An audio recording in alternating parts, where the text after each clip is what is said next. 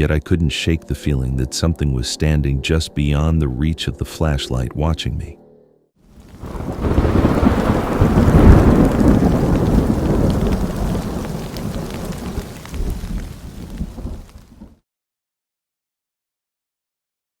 My father built it in the late 70s with his brothers deep in the Tennessee woods beside Blackwater Lake, long before GPS or paved roads reached that area. It sat alone among thick pine and crooked oak trees, hidden behind miles of gravel roads and dense forest. During the day, it was beautiful. Quiet water, clean air, fish jumping near the reeds. I loved the place. At 34 years old, burned out from overtime shifts and constant noise, I needed a weekend alone more than I needed sleep. My parents hadn't visited the cabin in years, so when I asked my father for the key, he handed it to me, almost reluctantly. "You staying the whole weekend?" he asked. "That's the plan." He nodded slowly, staring down at the old brass key in my palm. "Don't go wandering around outside at night." I laughed a little. What am I, 12? But he didn't smile back. "Animals, you know." "Yeah, okay," I said as I got in my truck and headed north. The first day was perfect. Bright blue skies, cool breeze, the smell of pine sap and lake water drifting through the open windows. By noon, I had a line in the water and a beer beside me on the dock. I spent hours fishing in total silence, except for insects buzzing in the trees and the occasional splash of bass near the shoreline. That first night was peaceful too. I grilled on the porch, listened to the radio, and fell asleep in the recliner with the wind brushing softly against the cabin walls. Saturday morning started the same way. Sunshine, warm air, still water. I remember standing on the dock with coffee in my hand, thinking the weather report had been dead accurate for once. There wasn't a cloud in sight. Then, around noon, everything changed.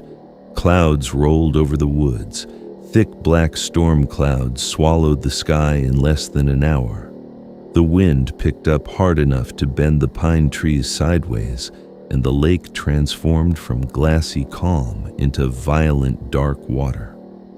I retreated to the cabin to wait out the rain, hoping it would pass quickly. But by 3 o'clock, rain hammered the roof. By evening, thunder shook the entire cabin. By dusk, I figured I might as well settle in and try to enjoy it. Storms felt cozy out there, isolated, primitive. I lit lanterns because the power flickered constantly, cooked canned soup on the stove, and sat near the window, watching lightning tear across the sky. The woods looked unfamiliar whenever the lightning flashed. The tree branches twisted into shapes that looked almost human for a split second, before darkness swallowed them again. Around 10 that night, I heard the first child's voice. I froze. It sounded distant. It was calling for help. I waited, not knowing at first if I was just hearing things.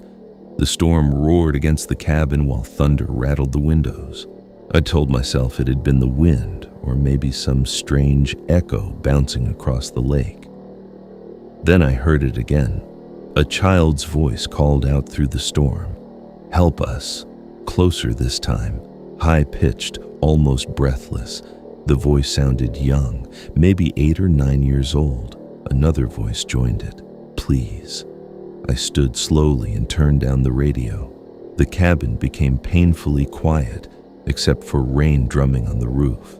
Then, 2 children laughing together. I stared toward the front door.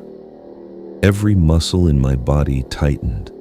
I moved to the window beside the door and peered outside. Nothing but darkness and heavy rain.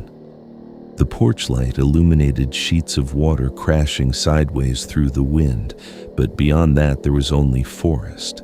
"Hello?" I shouted. No answer. Then came another laugh, right outside the cabin. I jerked backward hard enough to knock over the chair behind me. The sound had come from directly beside the porch. I grabbed the flashlight near the door and stepped outside. Rain instantly soaked my clothes. The beam of the flashlight cut across the porch, the muddy yard, the tree line. Nothing. No children, no movement. But something felt off. The storm muffled everything except the rain, yet I couldn't shake the feeling that something was standing just beyond the reach of the flashlight watching me. Then I heard footsteps, splashing through mud somewhere near the trees. I swung the flashlight toward the sound. Nothing there. The footsteps stopped immediately. "Hey!" I shouted. "Who's out there?" Only thunder answered. I stayed outside another minute before going back in and locking the door. My hands were shaking harder than I wanted to admit. I kept telling myself there had to be an explanation. Maybe kids from another cabin nearby. Maybe drunk teenagers messing around in the storm. But deep down, I knew something didn't fit. There weren't any nearby cabins for miles. Around midnight, the power finally died completely. The cabin plunged into darkness. I lit 2 lanterns and sat at the kitchen table listening to rain and thunder while trying not to think about the voices. That's when the knocking started. 3 slow knocks against the front wall. Not the door. The wall. I looked up. Another 3 knocks, like someone tapping directly against the logs from outside. Then the knocks moved. 3 knocks against the side of the cabin, then another set from the back, circling. My chest tightened. I grabbed the flashlight again and checked every window one by one. Nothing outside, no silhouettes, no people. But while looking out the back window, I noticed something near the woods. Tiny lights. At first I thought they were reflections from lightning. Then they blinked.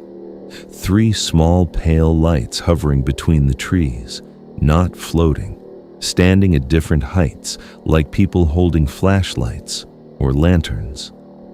I squinted through the rain. The lights vanished. A second later, thunder exploded overhead so loudly the cabin shook. Then came the laughter again, this time directly underneath the window. I stumbled backward so fast I nearly fell. Children giggling, whispering. Wet hands suddenly slapped against the window. I heard splashing footsteps circling the cabin at full speed. Not one child, several, laughing hysterically. The sound moved impossibly fast.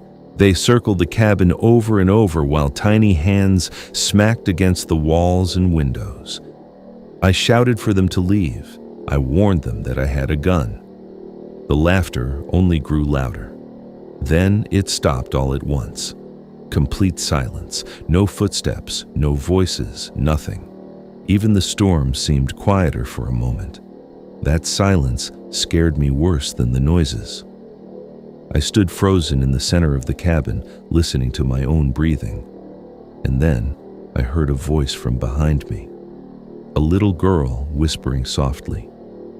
I turned, but the hallway was empty. The guest bedroom door slowly creaked open by itself. I stared at it for several seconds, unable to move. I forced myself forward. Each floorboard creaked loudly beneath my feet. I reached the doorway and shined the light around the room. Nothing. Just old furniture covered with sheets. Then I noticed the floor. Wet footprints. Tiny muddy footprints crossing the wooden floorboards.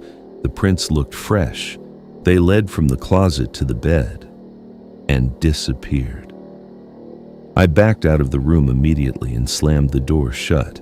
I wanted to get out of there, but the storm outside had become violent enough that driving those narrow dirt roads in the dark would have been impossible. So I stayed. Around 1 a.m, something began walking on the roof. Slow dragging footsteps overhead, back and forth. Whatever was up there was heavy enough to cause the ceiling to bow with each step. No animal I'd ever heard sounded like that.